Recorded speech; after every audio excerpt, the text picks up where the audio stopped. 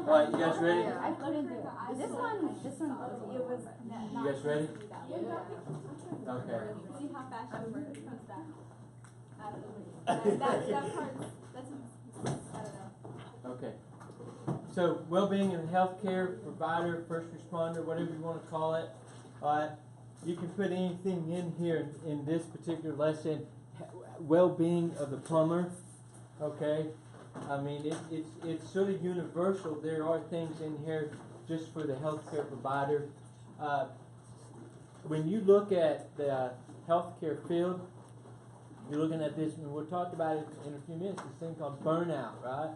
They get burned out. You're going to encounter nurses and doctors and therapists that have burnout. So that's something that you want to avoid. You spend all this time getting the certification or the license, and then you get burned out. So this, I think this is pretty funny, because this medical student here is the only one awake. Remember that in college. You're going to be the only one awake. When normal people are sleeping, you're actually probably going to be awake studying. Because of time, right? It takes time to do all this. And one thing that you can subtract from in this 24-hour thing is the amount of sleep that you get. Sleep's important, but the amount of sleep that you have.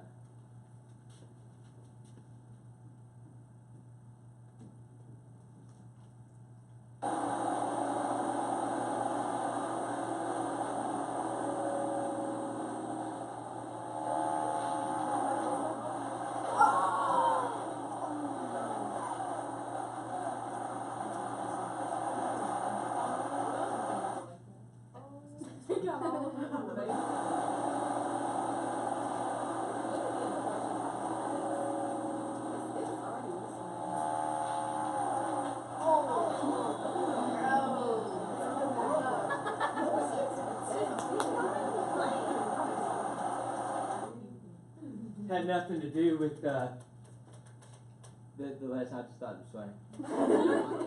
Okay, so here are the things. Here's some of the things that's going to contribute to your stress. You guys have stressors now in high school. You can't get away from it.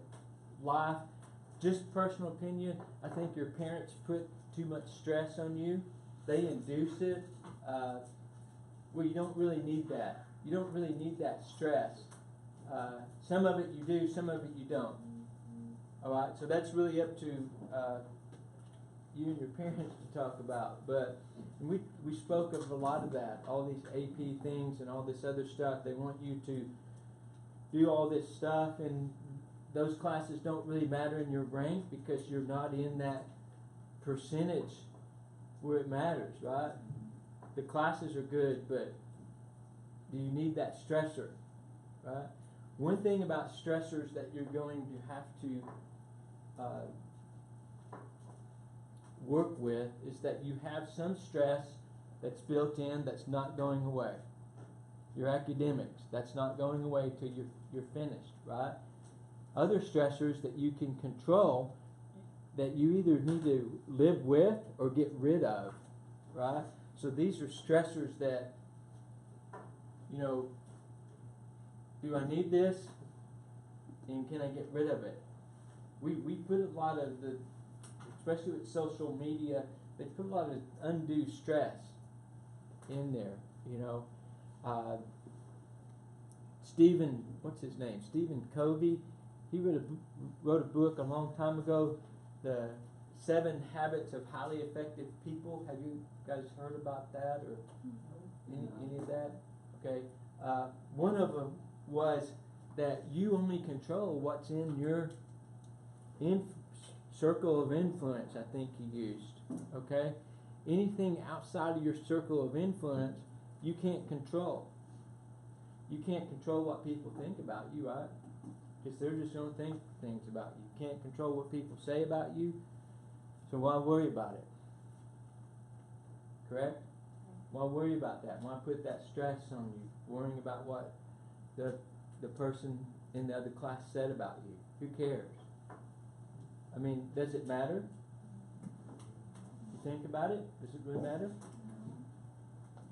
No, it doesn't matter at all, because it's really not something you can control of. Most stressors, you people worry about their health, right? They're worried about their health, and that makes them sick. See the irony behind that? All right, if you don't want to worry so much about your health, then have healthy habits. That makes sense, correct? What you can control in your sort of circle of influence is the only thing that you can control. You can't control these big things. All right? Social media and just generational, they think, they put stuff out there that they think that you can control. Correct? There's an issue on the table about school, about things that they're going to do here in a few years. Okay? I have no control over that. I don't even pay taxes here, so I don't even have that control. The only control I have is what I did. I wrote a letter saying, hey, I think this is a mistake and this is why. It's based on 18 years of experience, blah, blah, blah, blah, blah. I sent it up, and then I did then I'm done, right? That's all I can do. It's a balance. Handling stress is a balance that you have to do. They contribute to these. People who are all stressed out all the time have heart disease, stroke. They eat, which is a sort of a cause, that poor eating habit, sort of a cause of diabetes, perhaps, right? And I stress eat. I don't stress eat, but the person stress eats, so he eats a gallon of ice cream every night, right? Arthritis, gastrointestinal problems for sure, because people who are stressed out, they have diarrhea a lot. They do. They have diarrhea all the time. Their stomach's always upset, right? If you're under a high amount of stress, oxygen's sort of transferred away and you get nauseated. So, and then you get into emotional type of disorders, right? So, I'm not the best at telling you how to I can't tell you how to handle your stress, because everybody's different, right? Everybody's different on that. And so what I can tell you is to give you some ideas on how to handle stressors, right? If things are stressing me out, I look at it and I go, can I get rid of that? If I can't, how do I fix it? You know what one of the biggest things that stressed me out when I first started teaching was? Any guesses? Take a guess. What do you think it was?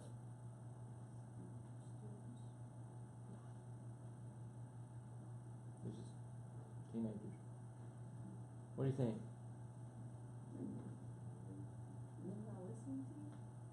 No, that's common.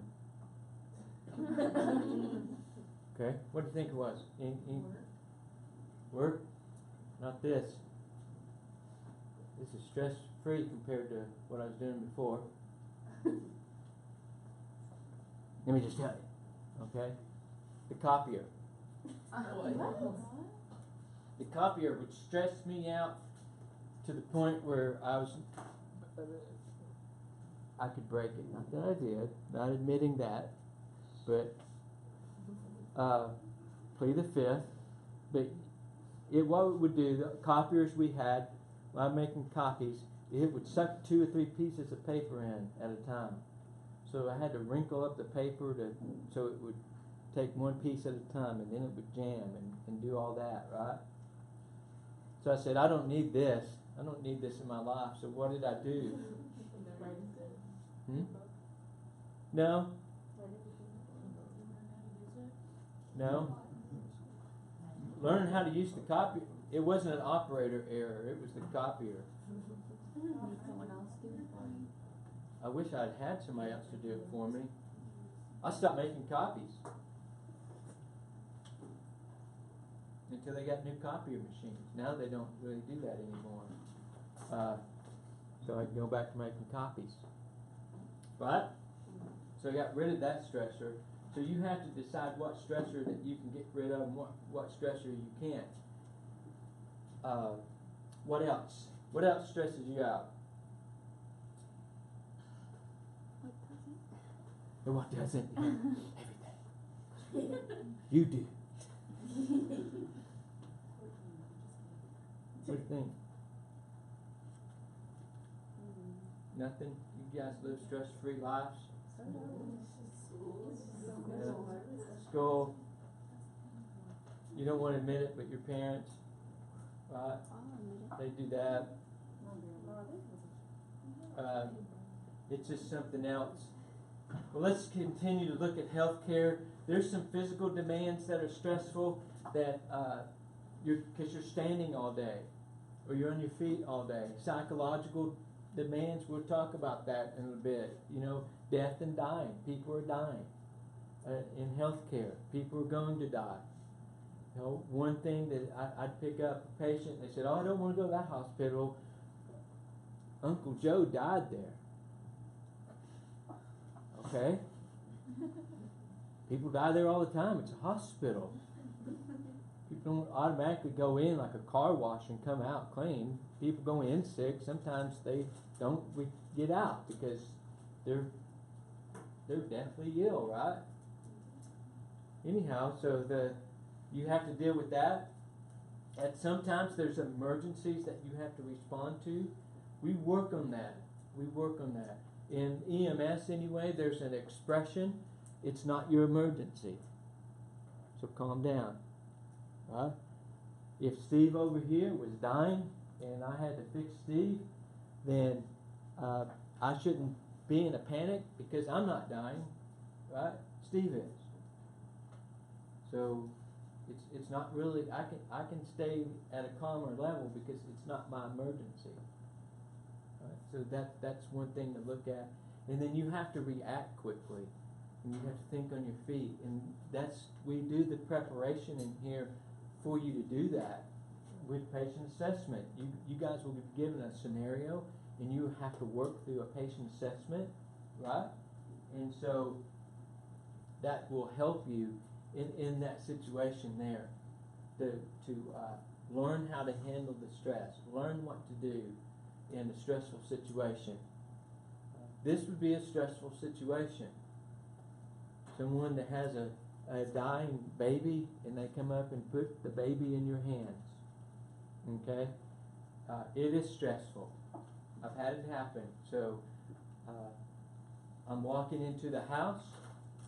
It's a pediatric CPR. I'm walking into the house and the mom walks right by me, heading towards the ambulance. And I'm going, "Oh." And turns around and goes, boom. You know? So, I mean, you have to learn over time to handle that stress. Channel that stress in there, okay? Because you do get stressful situation. Hopefully that will never happen to you, right? But if you go into a certain type of medicine, that very well could happen to you. It very well could happen. Someone walks in off the street with the dying baby into the ER and places it in your hands while you're waiting to go get back on the bus. That's never happened. Okay? We don't want it to, but it's a possibility, right?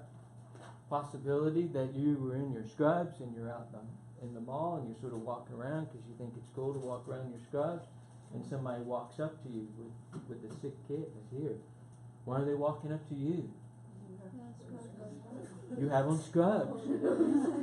They think that you're in medicine, right? You could be a vet tech. Hand me your puppy, but not your kid, right? You see what I'm saying? So there's a problem there. So we learn. It's a learning curve, okay? You're in this big learning curve, and so we're learning how to handle our stress and channel it the right way. All right? You know that there's a problem in healthcare when it has such a high divorce rate. High divorce rate, high alcoholism rate, high drug abuse rate, right? physical abuse, rape. I mean, there's a high rate of these things in healthcare. Healthcare providers steal patients' drugs to take. Can you believe that? Can you believe a healthcare provider would steal the patient's medication, pain medication? Oh yeah, all the time. All the time. There's people out there stealing other people's medications, stealing medications out of the hospital, forging documents so they can get medication. They're not handling their stress correctly. So these are things that you have to take, because you're going to have people stress you out, just people in general. I mean, I like people. I'm a people person, okay? But people stress me out, especially commuting today. I think I almost saw 3 wrecks today. I saw this guy in a pickup truck. He was flying. I was going the speed limit, and he just flew by me. You could tell he was late for something. Maybe his tea time, right? Don't miss his tea time. You have to speed. That's when I would really speed. He's speeding past me. He gripped onto the steering wheel as he drives by. Guess where I meet him again? At the red light. At the red light. Okay, he blew the paint off my truck, but I met him at the red light. Right? When you're going to be late, you're late. You can't make up that time. A friend of mine did the research. He said after you're 2 minutes or 3 minutes late, you're going to be late. So if you have to leave the house at 8 o'clock to be somewhere and you leave at 8:03, you're going to be late. You might as well arrive safely because you're going to be late. All right? Don't put that stressor on you to try to get somewhere where you know you can't do that. So these are other things that causes stress. Pediatrics, people's kids always causes stress. There's a stressful event when you're working on someone's child. You guys will understand that when you become parents. You probably won't understand that until you become a parent. Okay? When you do that, then you will. It's a stressful because they're focused on you to fix whatever's wrong. Okay? You do have death. Most all the clinical students experience this in the ER. I mean, people die all the time. It's not that they're doing things wrong. You will learn that once the heart stops, it's incredibly hard to get it started back. It's not like TV, where they do 15 seconds of CPR and the patient's like, oh, thank you for saving my life. Right? It's not like that. Okay? American Heart Association says 95% of all pre-hospital cardiac arrest end in a fatality. 95%. That's a lot. Okay? So death, violence, you'll see things that you won't like. You'll see people come in the hospital that's been abused. Right? You're not going to like that. That's going to cause some stress. You will see abuse and neglect. Especially, when we say abuse and neglect, where's your mind instantly go? Huh? But to what age group? The kids. You haven't been exposed to it yet, but there's a lot. There's, CPS, Child Protective Services. APS, what does that mean? Adult Protective Services. I can't tell you the number of adults that I've seen abused by who? Who do you think abuses them? Their kids. Their kids abuse them. Yeah. They love mommy and daddy too much to put them in a nursing home, but they don't love mommy and daddy enough to put them in that bed, all right, and not attend to their needs, knowing that they can't get up. Give them some water, right? So definitely adult abuse. It happens all the time. And I'm not trying to be the Grim Reaper here, okay? I'm just trying to tell you that these things take place. And in your young years, you haven't been exposed to that. But in the hospital setting, you're going to be exposed to this. You're going to see that. So I'm adding another stressor here. You have to, that's something that we're going to work with. I'm just not throwing you out there and say deal with it. We're going to work with it. Death or injury to a coworker. I've had this happen. The guy I worked with for a year, he went on vacation. They were in this nice hotel. He told his wife that he didn't feel very good. He went up to the bed to lay down, and he never woke up. They don't know what happened to him. He just died, right? So it's like, wow. And he was probably one of the smartest men in the world. I mean, he was really intelligent. Knew a lot about medicine. But he just felt bad. And he knew. He knew everything. If he had a heart attack, he knew it. So I don't know. He just died in his sleep. So I've had there's things that take place. This adds stress.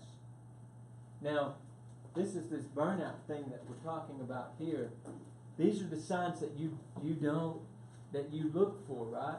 These are the signs that we look for in each other. If we're a group, we want to take care of each other, right? And so we look for these things that way that they don't take place. Loss of enthusiasm and energy, okay? I am not the person that's going to come up to you and, overflow with compliments and all these things and all that. That's not me, right? But I'm a pretty enthusiastic person. I have a lot of energy. Right? So when you see me, if I come in here and I'm just like kicking the chair and stomping around and I'm in the middle of this big oh, whoa, look at me type party, you know that there's something wrong. Okay, you'd know right away. So if you cared about me, you would say, what in the world's wrong with you? Right? You do that. You go, what's wrong with you? Because I'm pretty happy-go-lucky. Very few things stress me out. And that nothing to do with this. The thing that stresses me out, one is I want to go play golf and it's too hot.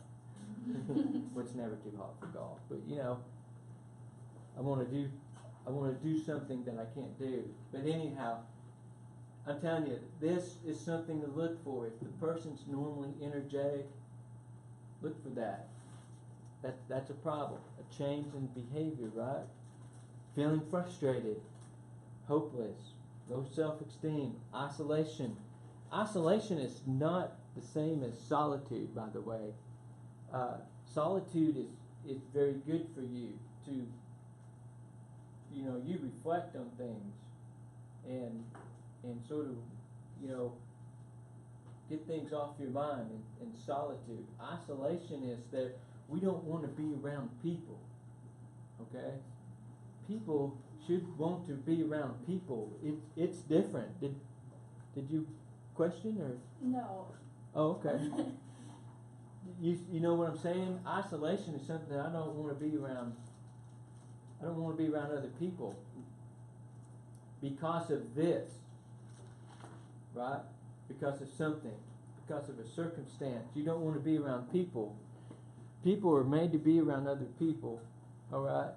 You may not like to, you may be, you may only have one or two friends that you hang out with, but that's okay. That's the one or two. I'm not talking about that, but a change in circumstance. So you have a circumstance, and now you don't want to be around the people that you normally want to be around. Does that make sense to you? Okay. Mistrust. Any of your parents, police officers, law enforcement? No? Do cops trust you? I mean, if your daddy was a police officer, you think he'd trust you?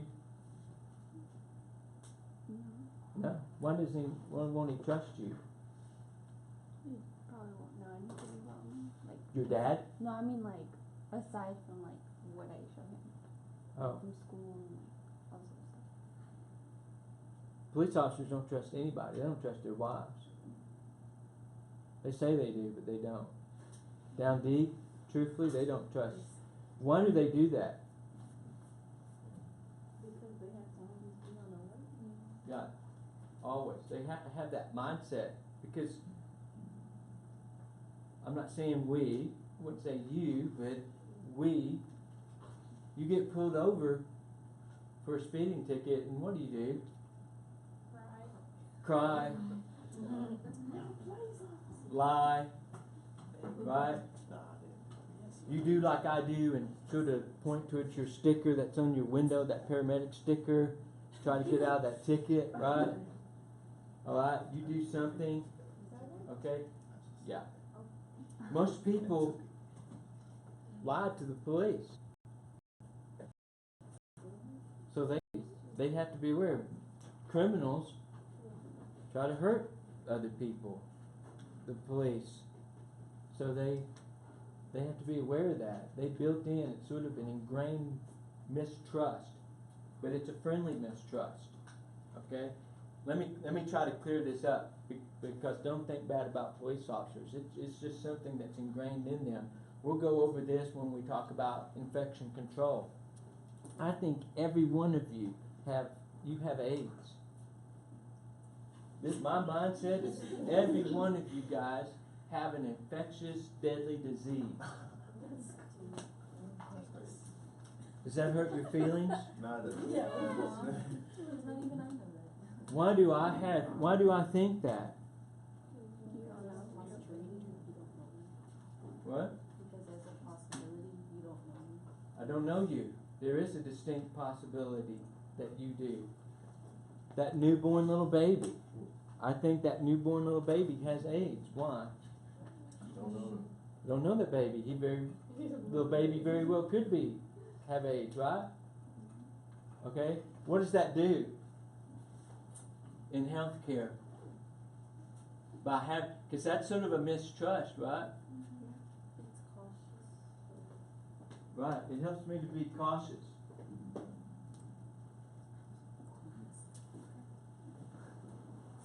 So, when I go up to a person and to pick up a patient, there's a fireman there and they say, hey, be careful, he has AIDS. I'm looking at that going, I think you do too. I'm always careful, right?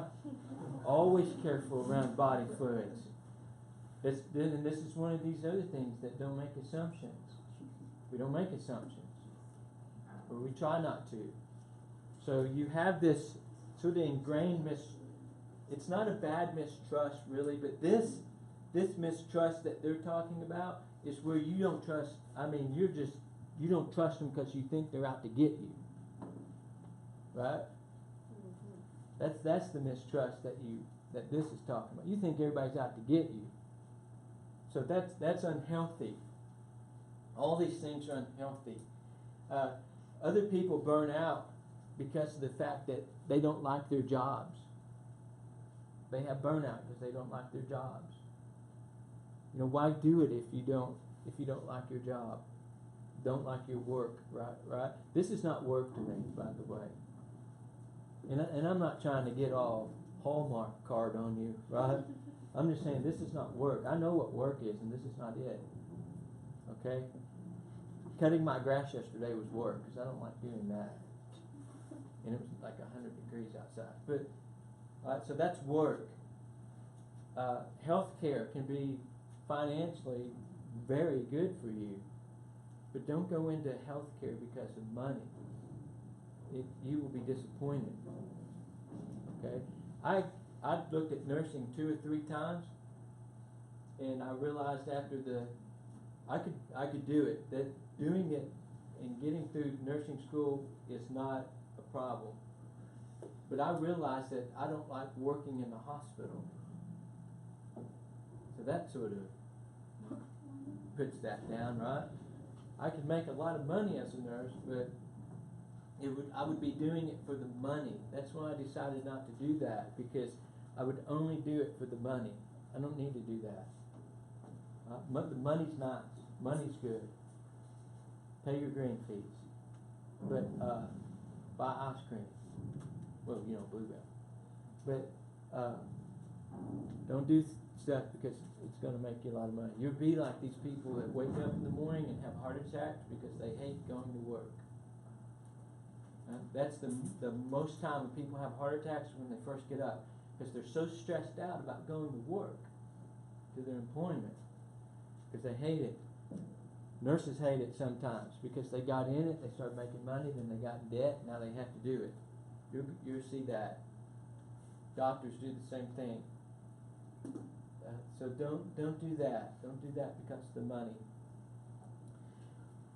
The day, or fairly close to the day, that I decide I can't do this, when I wake up in the morning and can't stand to come to this building, is the day that I hand my boss my key. I go, here, I'm done with this. I don't care when it is. It could be tomorrow, right? It won't be tomorrow, because I like what I do. But I could hand the boss my key. Wouldn't faze me at all, because I just don't do things that I don't like to do. There's too many other things job-wise to do, right? So that's not me, okay? So that's something that you have to look at. Now, don't get me wrong. My time is my time, right? 4 o'clock, boom, I'm gone. I'm knocking you guys out of the way to get out of here, okay? Summer, I'm not the person that works all summer to come back here. If I could have summer all year round, not work, boom, I'd do that. I would be a kept man. Good. House, what do they call them? Housewives? Housewife? No, house husband? Boom. In an instant.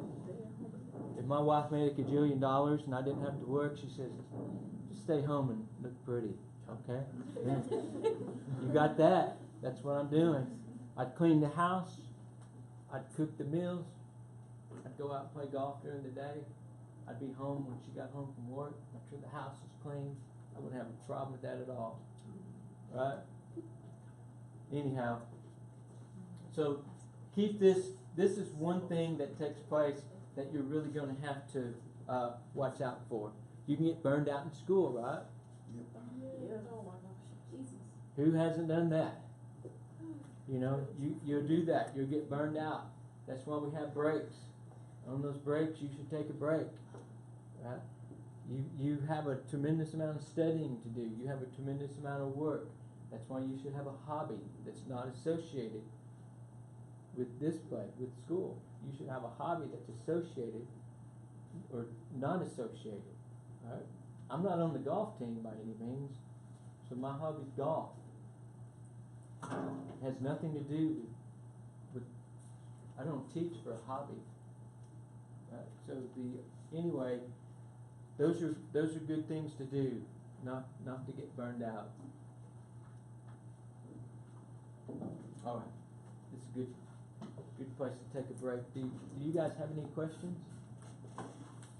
No?